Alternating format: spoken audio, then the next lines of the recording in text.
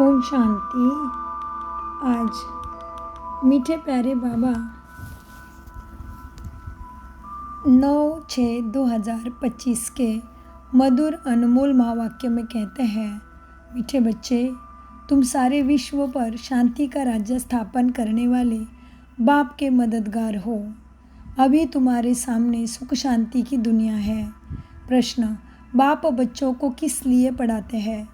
पढ़ाई का सार क्या है? उत्तर, बाप अपने बच्चों को स्वर्ग का प्रिंस, विश्व का मालिक बनाने के लिए पढ़ाते हैं। बाप कहते हैं, बच्चे, पढ़ाई का सार है दुनिया की सब बातों को छोड़ दो।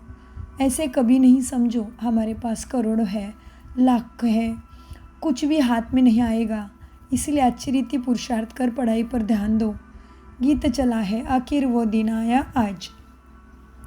बाबा कहते हैं, मीठे मीठे से खिलते बच्चों प्रति माता पिता बाप दादा का याद प्यारा और गुड मॉर्निंग।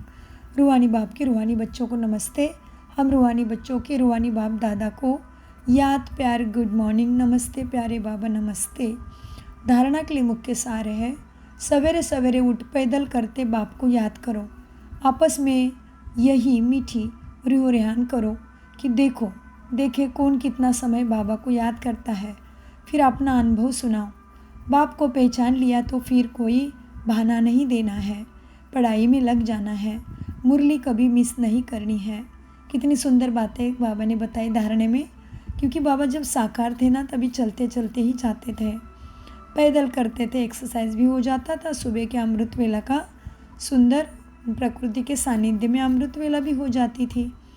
तो बाबा ने धारणा में आज कहा, सवेरे सवेरे उठ पैदल करते बाप को याद करो। आपस में यही मीठी रूह रेहान करो कि देखे कौन कितना समय बाबा को याद करता है। फिर अपना अनुभव सुनाओ। वरदान, सर्व के गुण देखते हुए स्वयं में बाप के गुणों को धारण करने वाले गुण मूर्त भव।